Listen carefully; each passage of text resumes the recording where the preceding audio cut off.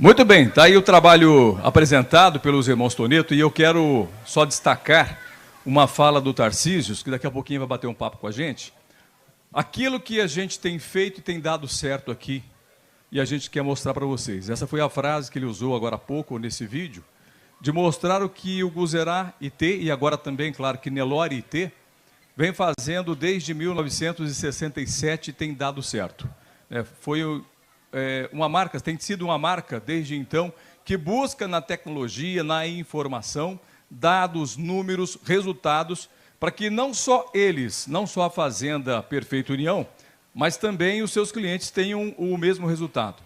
Recente, o Guzerá IT apresentou, através do professor Roberto Sainz, lá na Espanha, em Granada, um trabalho feito aqui dentro. Quando vocês entram aqui, vocês veem ali, né, o Centro Aldo Toneto.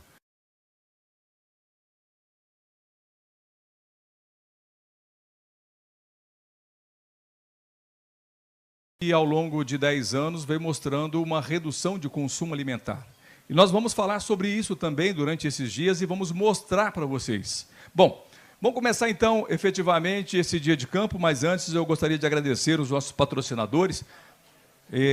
Triducap, muito obrigado pelo patrocínio, Casa da Madeira, Cultivar Lavoro, marca New Holland, Agroamazônia, Unitagro, Rede CNN, Aval Serviços Tecnológicos, ANCP, Magnojet, Rede GPB, Celaria Pirajuí, 6T comercializa rações e adubo, 6T Serviços Tratores e Caminhão, Botequim Brasil, Rural no Ar, Sementes Morgan, Estância São Pedro, Girleiteiro e Girolando e Alta Genéticas. Também em nome do programa, Chevrolet, Safra, Ivomec Topline, Matsuda, Vinícola Lídio Carraro, Gazin e Remate AgroShop. Para a gente começar efetivamente esse evento, eu gostaria de convidar o nosso anfitrião, Tarcísio Toneto. Por favor, Tarcísio, para trazer uma palavrinha para esse público que está aqui, que aceitou o convite, de hoje vir aqui e conhecer, buscar informação, porque o que muda são as informações que vocês vão aprender a absorver hoje e vão aplicar dentro da fazenda de vocês. E o melhor é ter exemplo. Como disse o Tarcísio, nós só vamos mostrar aquilo que temos feito e tem dado certo. Bom dia, Tarcísio Toneto. Bom dia a todos. Eu falo em nome da minha família. Eu, geralmente, que apareço mais, mas, na verdade, é um trabalho da nossa família, que já está indo para a 4ª geração, onde todo mundo trabalha, e tanto na parte técnica como na parte operacional. Então, primeiramente, eu queria agradecer aos meus sobrinhos, a minha mãe e meu irmão. Tudo isso que vocês vão ver são coisas que a gente construiu durante anos, mas nunca nós fizemos nada sozinho. Todo esse trabalho técnico que a gente desenvolve, praticamente nossa família foi adotada por instituições. O Bob está aqui representando o Aval. Nós somos adotados pela Aval, pela Universidade da Califórnia, pela USP de Pirassununga, também pela Associação Nacional de Criadores e Pesquisadores. Então, assim, hoje, tudo isso aqui está sendo feito, foi feito por uma equipe muito grande. Uma equipe que, muitas vezes, não viu dinheiro na frente. Primeiro foi atrás do resultado, do ideal, do sonho, para depois chegar na parte econômica. É um trabalho de gente que gosta do que faz. Eu acho que é o Brasil que dá certo, é o Brasil que valoriza a família e trabalho. Eu queria agradecer nesses anos aqui, nós só estamos aqui melhorando, tentando melhorar todo ano por causa do apoio de todos vocês.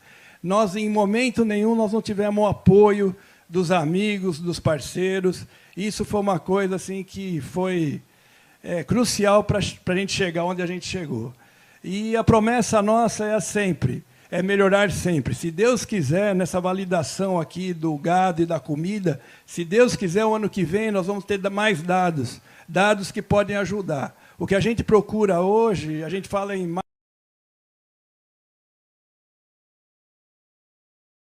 mais com menos.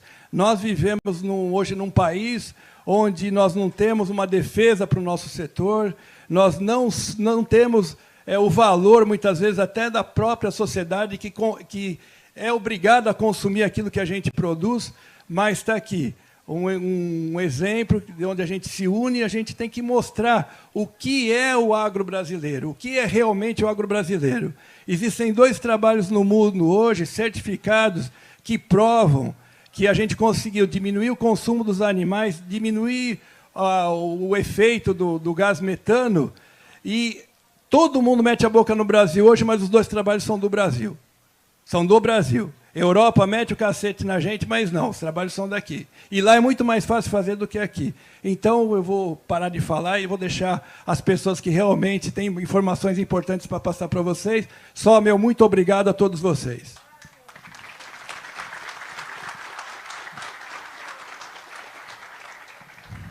Justamente isso, viu? Tarcísio tem razão e a gente tem acompanhado como o mundo tem inveja do Brasil.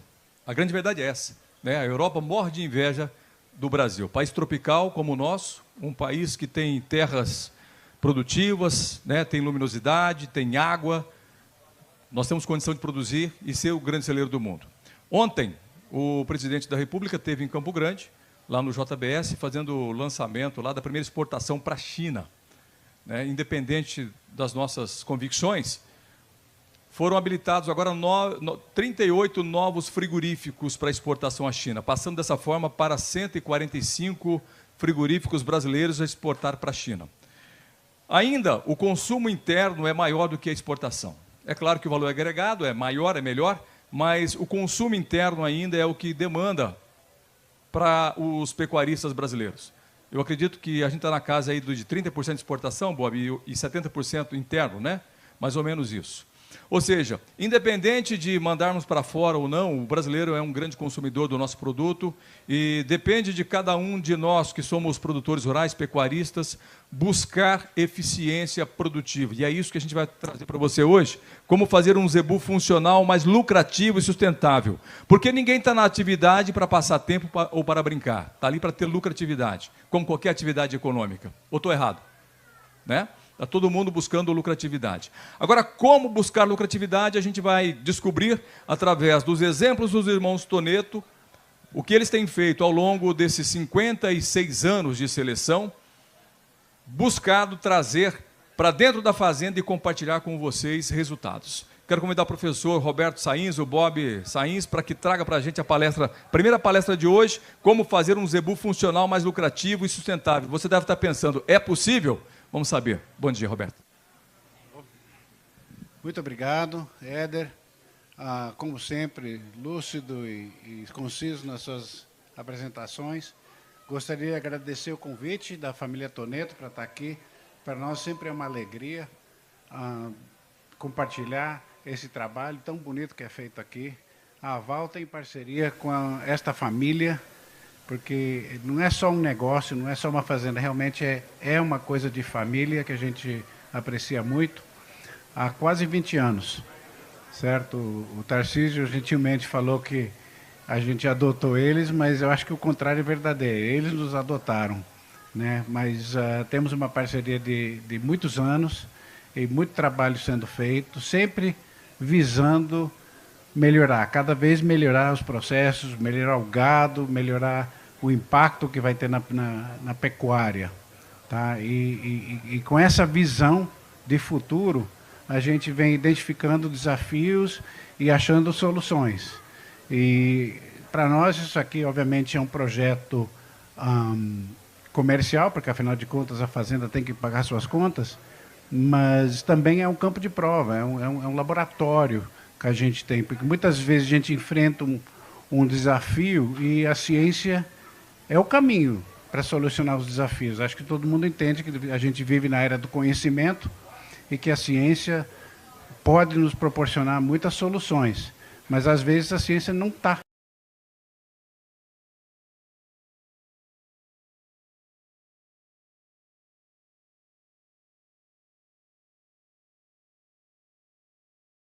De qualquer atividade vai ser a diferença entre receitas e despesas. Agora, isso coloca o pecuarista numa situação complicada, né? Porque para aumentar o lucro nós temos que ou aumentar a receita ou diminuir a despesa.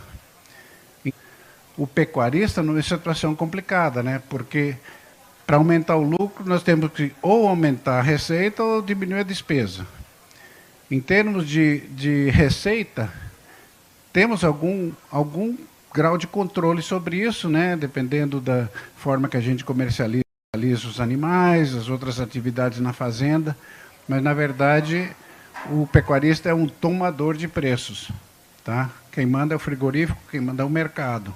Nós temos menos influência. Agora, nos custos de produção é onde cada um de nós tem mais eficiência, tem um controle maior. Então, na verdade, para aumentar a lucratividade, a melhor ferramenta é a redução de custo. Uai. Capaz de eu precisar de... Vocês podem passar para mim, por favor? Tá. Isso aqui foi um estudo que foi feito pela Scott Consultoria, falando sobre os custos de produção na recria. Aí a gente vê que arrendamento e suplementação dá 85% do custo operacional da atividade. Então, se a gente está falando de aumentar a lucratividade através de redução de custos na parte animal, nós temos que olhar o elefante, né, que está no quintal. E esse é o custo de alimentação.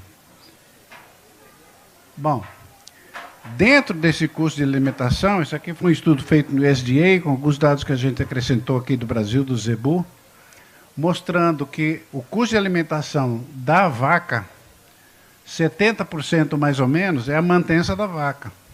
Obviamente, vai ter um custo adicional para a parte de reprodução, a parte de lactação, certo? Mas 70% do custo de alimentar uma vaca durante um ano é a mantença da vaca. Então, a gente sempre quer ir no maior alvo possível, né?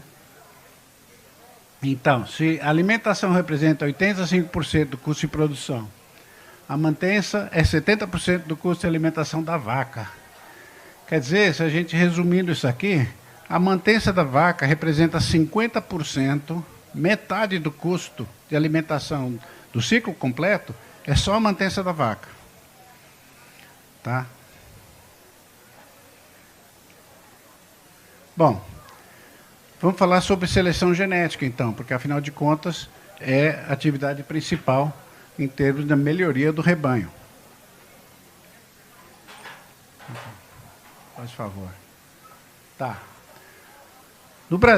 O Brasil já deve muito àqueles pioneiros que foram na Índia buscar animais de raças zebuínas, trouxeram para o Brasil, então já começou, foi no final do século XIX, e já trouxeram animais que há milênios, né, estavam adaptados a um clima tropical, certo?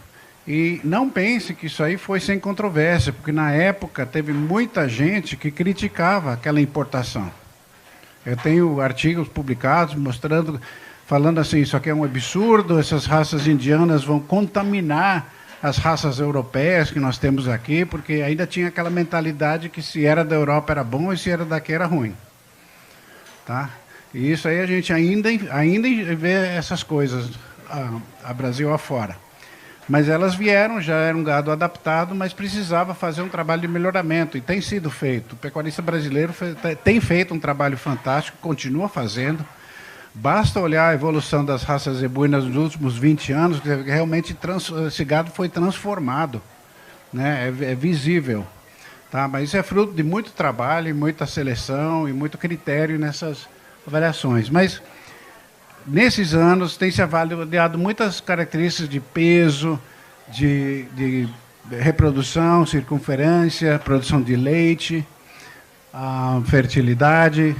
Nós introduzimos, a Val introduziu a avaliação de carcaça por meio de ultrassonografia. Isso tem melhorado muito, mas todas essas características são características de produção, não dizem respeito ao custo de produzir. Tá? É só o que sai, não o que entra. Então, há alguns anos atrás, acho que 12 anos atrás, nós conversando aqui com a família Toneto, e falamos, olha, a gente tem que olhar também, não só a produção, claro que tem que olhar a produção, mas além da produção, tem que olhar o custo de produção, o custo de alimentação e a eficiência produtiva. E aí, bom, isso aqui é só a tabela mostrando da ANCP. Esse negócio funciona quando quer. Mostrando assim os índices da NCP, que são aquelas características de produção que a gente já discutiu. Por favor. Então, voltando a isso, mais uma. A gente vê, para reduzir despesa, a gente tem duas opções: reduzir o custo do alimento e reduzir a quantidade do alimento. Aqui nos Toneto nós estamos fazendo as duas coisas. O professor Márcio, que vai falar em seguida, vai falar muito sobre a produção de alimento da forma mais eficiente possível, certo? Eu não vou mexer nisso, eu vou falar sobre a quantidade de alimento que o gado consome.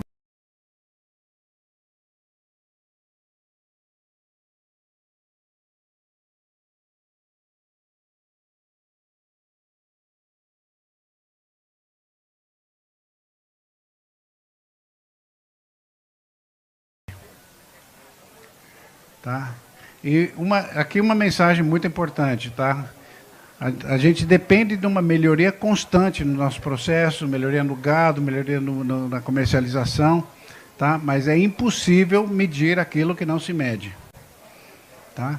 Quem diz que está fazendo melhoramento sem medir, ou ele está mentindo para os outros, ou está mentindo para si mesmo. Tá? É impossível melhorar uma coisa que não se mede. Então, a mensagem é medir, medir, medir. Por favor. Bom, existem vários programas de melhoramento no Brasil. Eu vou discutir um deles, que é a ANCP, a Associação Nacional de Criadores e Pesquisadores, certo?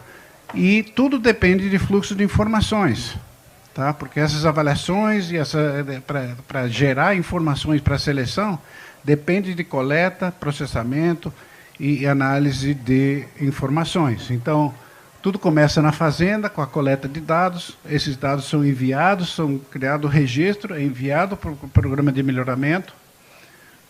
Existe todo um processo de verificação dos dados, para ter certeza que aquilo realmente é confiável, porque não adianta fazer análise de dados se esses dados não são confiáveis. Então, sempre tem que ter um processo de verificação, e a partir daí é feita a avaliação genética e o lançamento de DEPs, que são as diferenças esperadas na progênie, que nos permite ter, é a bula do boi, é a bula do touro, é saber o que aquele touro vai transmitir para a próxima geração.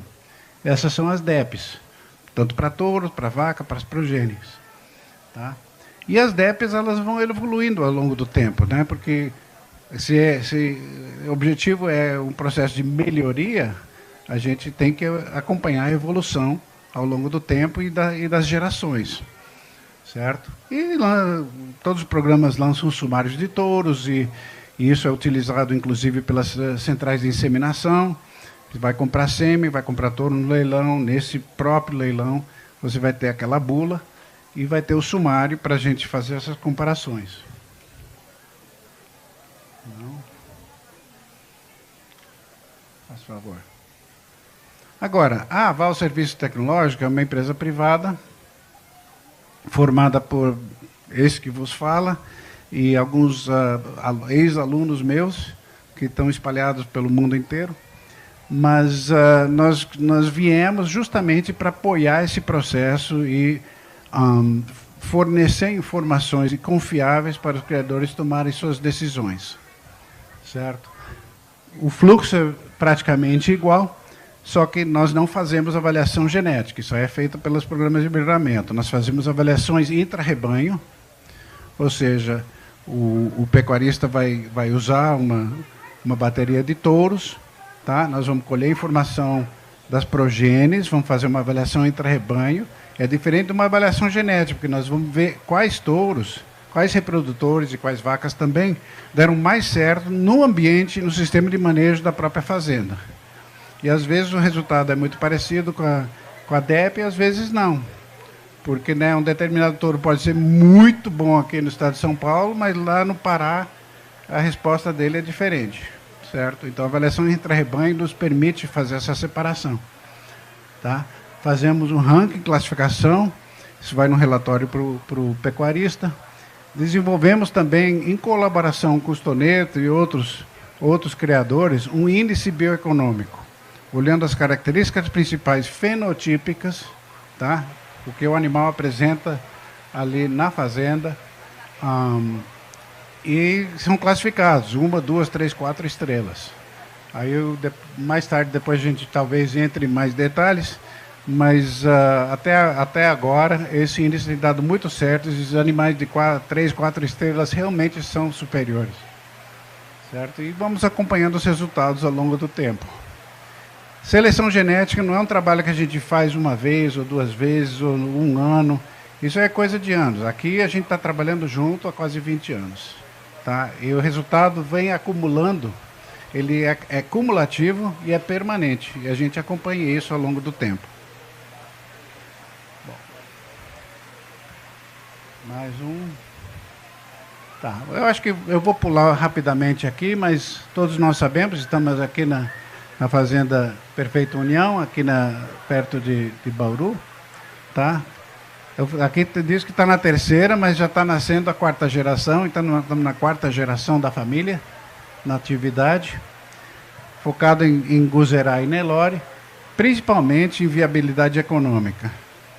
Tá? Nós temos anos, né, de conversa e falando qual que é o nosso diferencial, o que a gente tem para oferecer para os clientes, como é que nós vamos agregar valor na atividade deles.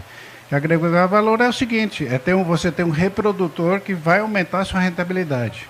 É um animal que vai trazer lucro. Tá? Esse é o foco. Viabilidade econômica. E aqui foi uma das primeiras propriedades no Brasil. Já temos 12 anos de seleção para eficiência alimentar. Tá? É um trabalho muito pioneiro. A avaliação de carcaça a gente já vinha fazendo há quase 20 anos, mas há 12 anos a gente faz eficiência alimentar também. Mais um. Quando a gente começou, basicamente não tinha estrutura para isso, começamos fazendo trabalho com baias individuais, era tudo alimento e a sobra, era pesado no balaio, tá? Trabalho braçal pesado. Posteriormente, ele não dava para fazer a safra toda, era apenas 20% do rebanho. Posteriormente, foram adquiridos equipamentos eletrônicos e mais sofisticados. Hoje, a safra inteira é avaliada, tá? De todos os tourinhos. E aqueles animais que realmente se destacam nas provas, é uma prova de desempenho, né? Aqueles animais que se destacam são aptos para entrar na reprodução. Tá? Tudo isso sem perder o foco nas características de interesse econômico. Tá? Fertilidade, precocidade sexual, precocidade de acabamento, tá? Carcaça, rusticidade do gado e temperamento também. Tá? Porque aquele touro bravio que é capaz de matar um peão, uma criança que está na fazenda, isso não tem lugar mais na pecuária moderna. Tá? Então, o temperamento também entra na seleção. Bom, isso aqui talvez seja mais técnico, deveria ser, mas eu só queria introduzir uma variável, um parâmetro que a gente usa, que chama consumo alimentar residual. E, na forma mais simples de explicar, é a diferença entre o que o animal come e o que ele deveria comer, o que a média come. Tá? O animal come para quê? Para satisfazer suas exigências de mantença e de ganho. Certo? Então, sabendo isso, a gente faz uma equação matemática, calcula quanto que esse animal, em média, comeria para aquele peso, aquele ganho, aquele acúmulo de gordura. Dessa forma, mais um. E é feita a prova. Aqui nós temos a instalação.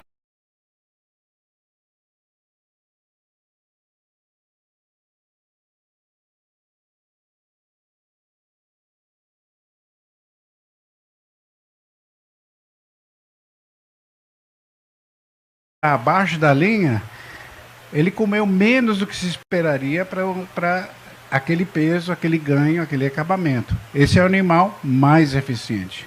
Certo? Então, o CAR, quanto mais baixo, melhor. Quanto mais alto, pior. Tá? Mais um.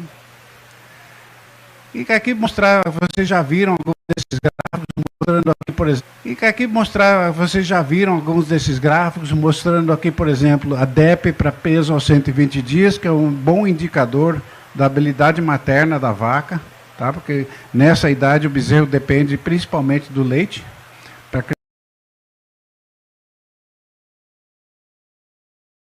crescer. E a gente vê aqui em azul a média do programa.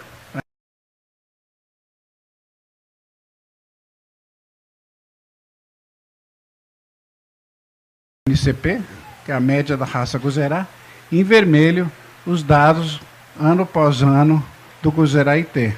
Vemos que está muito acima da média da população e com uma tendência crescente, tá? Para a habilidade materna. Mas aqui a gente vê o peso a desmama, então a mesma tendência. Pode ir. Aqui temos o peso ao ano, tá? Disparando. Cada ano melhor do que o ano anterior, cada safra melhor que a safra anterior.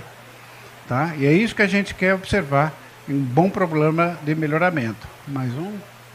Tá? Aqui nós temos peso ao sobreano, a mesma coisa. Vamos lá. Aqui nós temos a circunferência escrotal, os números são menores, mas acima da população também. Mais. Aqui, área de olho de lombo, que tem, sim, correlação forte com o rendimento de carcaça. Tem gente por aí falando que não tem, mas tem. E nós temos muitos dados comprovando isso, trabalhos publicados, teses em universidades. A área de lombo reflete a musculosidade do animal, isso reflete no rendimento de carcaça. Tá? Aqui nós temos acabamento. Tá? Então, ao mesmo tempo, nós estamos selecionando um animal mais pesado, mais musculoso e ainda com gordura. Tá? Então é possível sim. A gente pensa que músculo e gordura são antagônicos, mas na verdade é possível identificar os animais, selecionar os animais que têm o conjunto completo. E aqui peso de carcaça quente. Então essas são as DEPs para peso de carcaça quente. A gente vê uma tendência assim disparada. Agora, quem não quer vender uma arroba, 2, 3 arrobas a mais na hora da comercialização? Claro que isso aí repercute no bolso. Tá?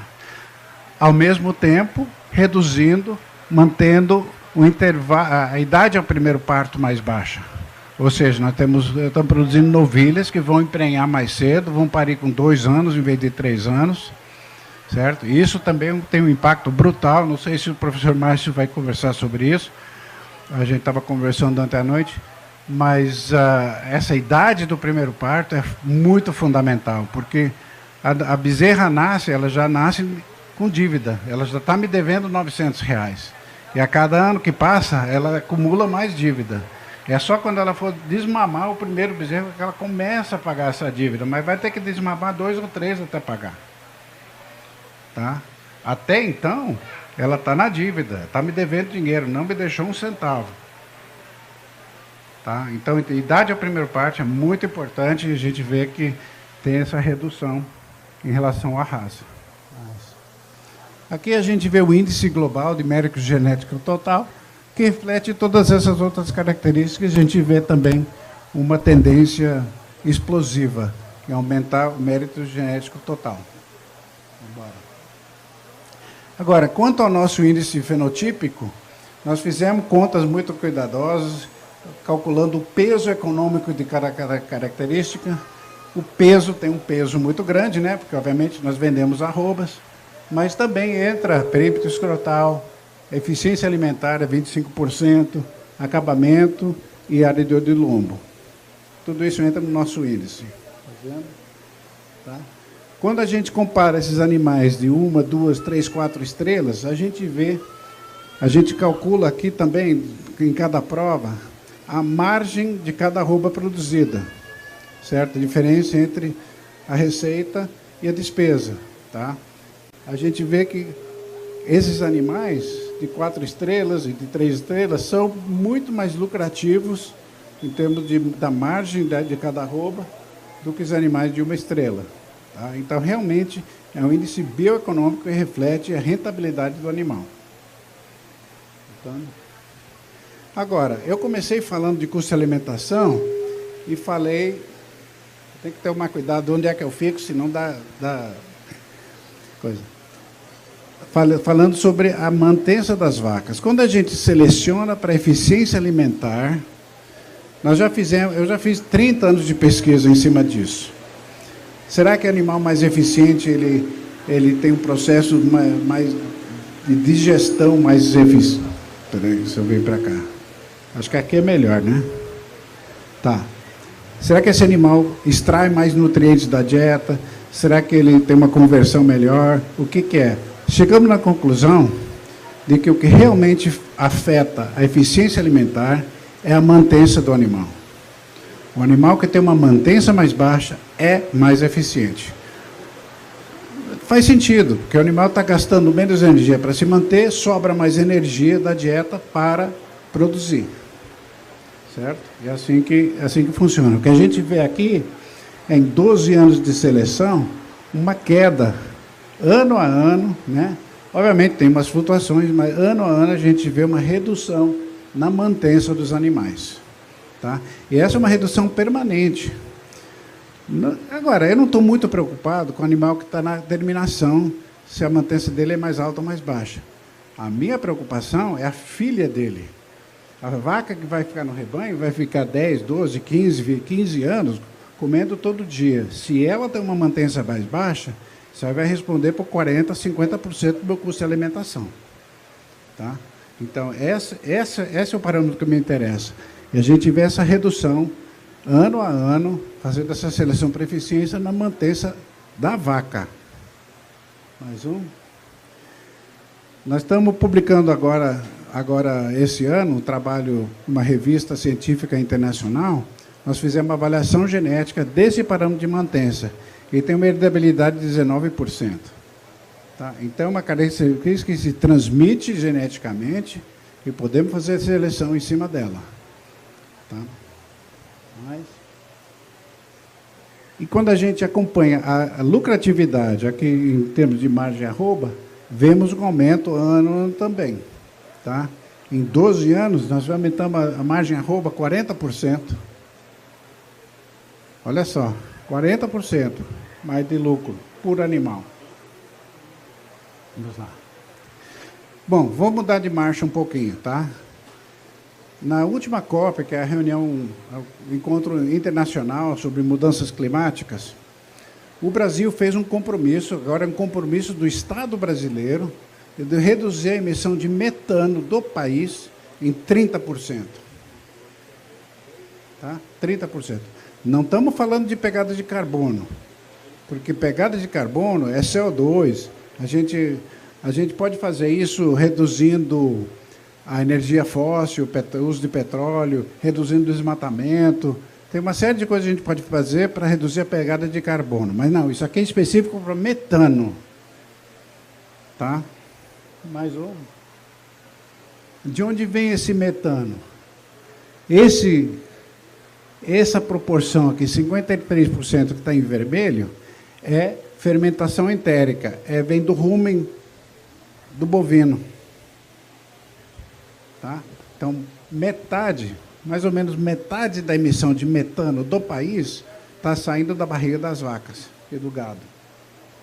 Nós temos que reduzir isso 30%. A Holanda fez um compromisso assim também. Sabe como é que eles estão resolvendo? Eliminando as vacas. Estão acabando com a pecuária do país. É uma coisa assim que no Brasil não faz o menor sentido. Tá? A gente fazer esse compromisso num tratado internacional, compromisso do Estado, e para satisfazer isso aí, a gente teria que eliminar 30% do rebanho bovino do Brasil. Tá bom para vocês? Bom, vamos ver se a gente evita isso também, né? Isso aqui foi um trabalho feito por um colega australiano, onde ele mediu CAR fez as provas, mediu o CAR e mediu o metano produzido para os animais mais eficientes e menos eficientes. Vamos lá. Olha só a diferença em produção de metano para os animais dessas coisas. Se a gente fizer a conta, nós temos uma redução de 25% da produção de metano. Tá? E os animais tiveram o mesmo ganho. A mesma produção com 25% de metano. Por quê? Porque come menos. Come menos, fermenta menos, produz menos gás. Tá? 25% de redução de metano. Será que isso aí também acontece com o zebu no Brasil? Bom. Eu botei essa tabela, que agora que eu estou olhando na tela, tá complicada demais, tá? Mas aqui está comparando, aqui no Guzeraité, animais de CAR baixo, médio e alto. Tá? Vamos lá. O que a gente observa? O ganho de peso é igual para todos. O peso e o ganho de peso é igual para todos os grupos. Bora lá.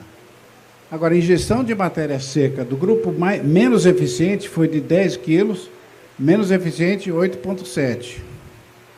Tá? O animal tem a mesma produção, comendo menos. Bora lá. A mantença, a gente vê que é muito diferente. Aqui, de 69 para 92 quilocalorias. A mantença desses animais, muito diferente. E o que mais interessante aqui, olha a diferença na produção de metano. É gozado. Eu para calcular a produção de metano, eu usei uma equação da Embrapa. Tá?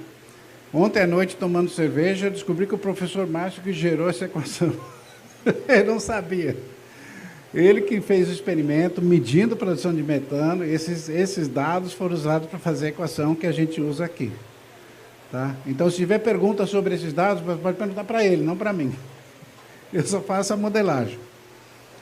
Tá? Mas... Espera aí. Volta, por favor, anterior. Tá. Agora, sabe o que é interessante? Se a gente comparar esses grupos de baixo CAR e alto CAR, sabe qual que é a diferença? 25%. Assim, exatamente igual aos dados dos australianos. Tá? Vamos lá. Comparando aqui, a gente vê isso aqui, os valores, mais um, mais. O de baixo CAR tiveram produção de metano 16% abaixo da média. Os de alto CAR, acho que uns 12% a mais. Mais. O diabo. Mais 25%. Tá? Olha só. Para frente. Então, para dar um exemplo aqui, imagina que a gente tem 3 touros, Guzeraité, comprovada a mantença mais baixa, 20%. Em 6 anos, elas vão produzir mais ou menos 220 filhas. Essas filhas vão comer 10% menos, porque se o touro é 20% menos, ele vai transmitir metade, né? Se a gente usar a fêmea também mais eficiente, vai dar os 20%. Mas imagina 10%. Tá? Agora a gente tem 220 vacas num pasto que cabia 200. E esse resultado está comprovado no campo. Tá? Quem está fazendo isso aqui, lá no Rancho da Matinha, a gente comprova que o mesmo pasto que suportava 100 vacas, hoje comporta 110, 120, 130 vacas. Detalhe, todo ano a gente tem menos área de pastagem no Brasil. Tá? Tá tudo sendo convertido em lavoura, em eucalipto, em outras culturas, e não vamos desmatar mais. Certo? Então, nós temos que conviver com a realidade, nós temos que produzir mais com menos área de pastagem. Vamos ter que melhorar as pastagens, melhorar a eficiência, talvez fazer a irrigação e fazer um gado mais eficiente. Outro detalhe, as Nações Unidas já analisaram os dados de crescimento da população mundial. Hoje, o Brasil alimenta 1 bilhão de pessoas no mundo. Até 2050, eles querem que a gente aumente para 2 bilhões. Nós temos que dar um jeito de produzir mais alimento para alimentar mais 1 bilhão de pessoas. E vamos ter que fazer isso com menos pasto. Tá? Isso é uma realidade. Mais um.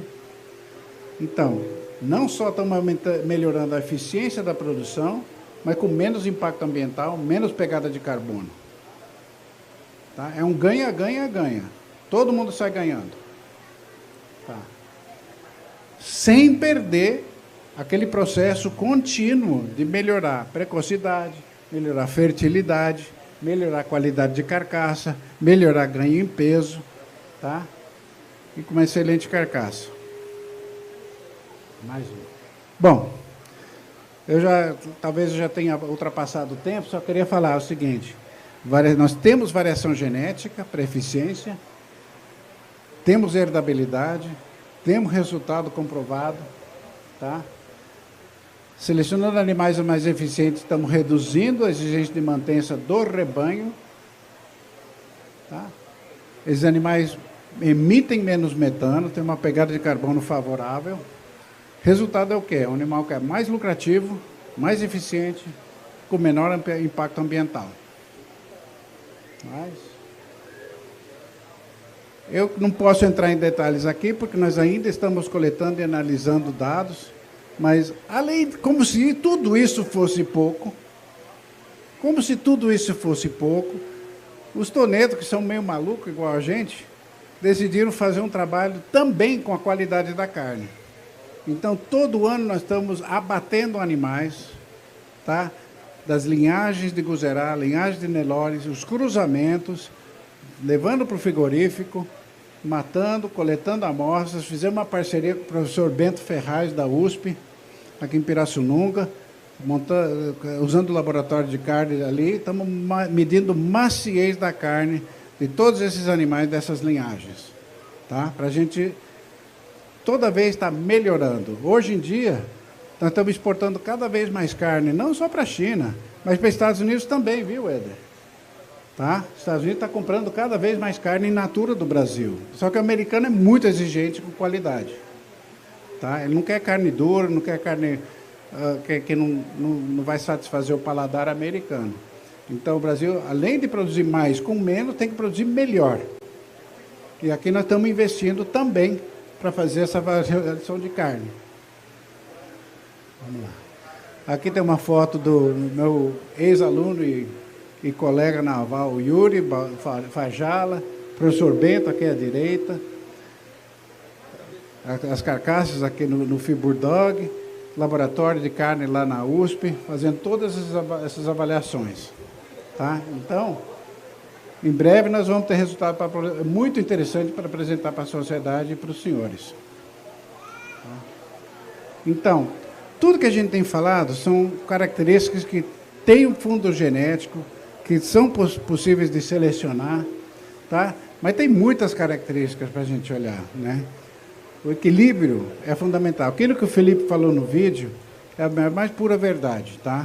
O importante é ter um animal equilibrado. Vamos lá. Porque eu gosto de sanduíche, mas às vezes passa um pouco da medida certa, né? Bom, vamos lá. Eu sou um nutricionista, mas eu acabei mexendo também com muita questão de genética. Quanto mais eu estudo nutrição, mais eu acredito na genética. Então vamos lá. Gostaria de só encerrar agradecendo a atenção dos senhores e me colocando à disposição para qualquer tipo de discussão, com dúvidas, questionamentos, críticas também são bem-vindas, porque a gente também sempre tem que estar melhorando, né, como profissional, como ser humano. Então, estamos à disposição. Muito obrigado.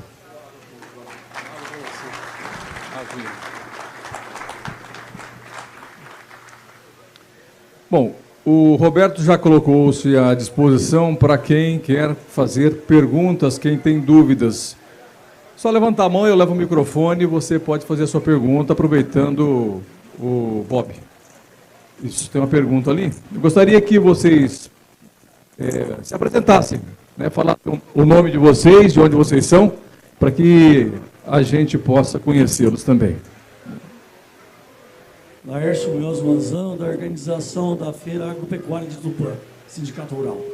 Só uma pergunta, a gente sabe que esse trabalho maravilhoso que eles fazem. E a área parece que não é grande. Quantos hectares é a propriedade? Agora você me apertou, você me abraçar. Vamos trazer o Tarcísio, que ele pode explicar mais sobre a fazenda.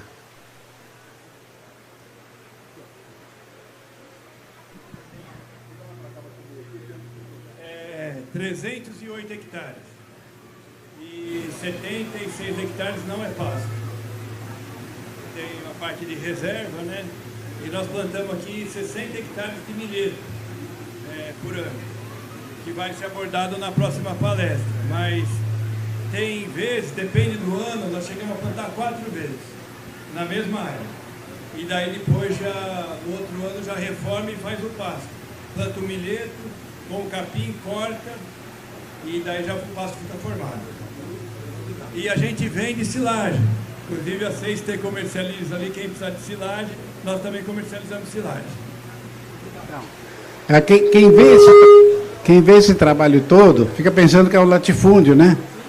Mas aqui é o exemplo de fazer mais com menos.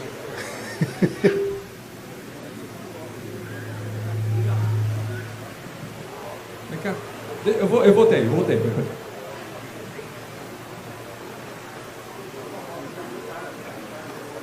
Bob, bom dia, Rodrigo Frigoni, Alta Genetics. Na sua opinião, a questão da seleção para eficiência alimentar é realmente o próximo passo de evolução? A gente viu muito bacana aí a questão da área de odilon, rendimento, e esse ganho aí de 15, 20% na mantença e para a eficiência alimentar. Na sua opinião, é o que vai levar o Brasil um passo à frente aí nessa questão de sustentabilidade da pecuária? Olha,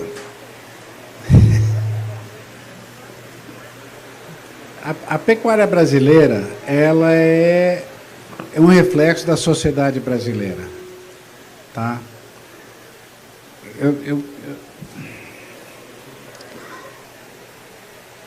Eu quero ter um pouco de cuidado de falar, porque eu sou meio brasileiro e meio americano, tá?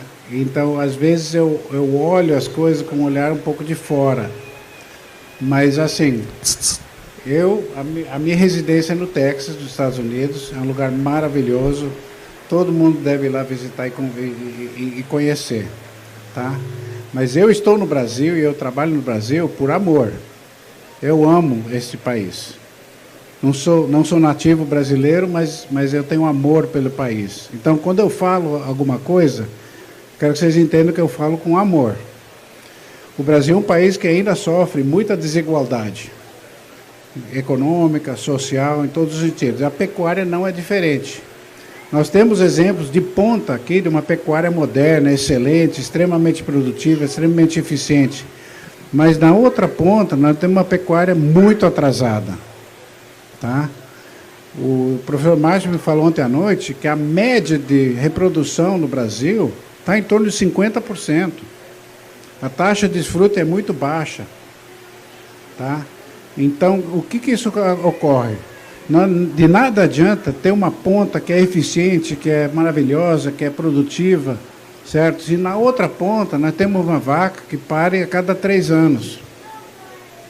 Por quê? Porque eu tenho um animal que está comendo, está fermentando, está produzindo metano, sem produzir 1 quilo de carne.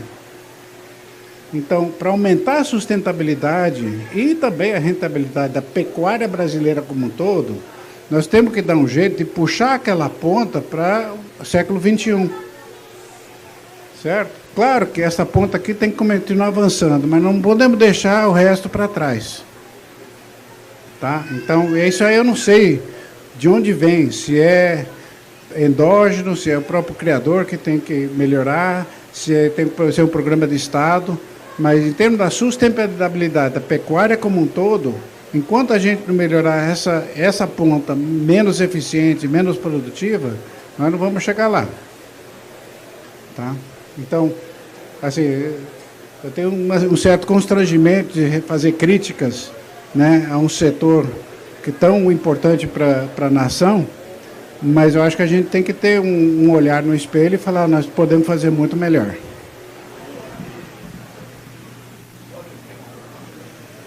Boa tarde, sou Ricardo, RC Agropecuária. Esses números que o senhor tirou em 25% de questão alimentar, foi tirado em Cruzeirar e em cima de Cruzeirar, né? Nós fazemos com o Guzerá e com o Nelore também. Eu usei o Guzerá aqui como exemplo, porque os Toneto tem muito mais experiência, muito mais anos de trabalho com o Guzerá. Mas estamos vendo o mesmo resultado com o Nelore. O senhor não tem os números do Cruzeirar com o Cruzeirar, Nelore com o Nelore e o número do Cruzeirar com o Nelore? Temos algumas experiências, sim, com cruzamento.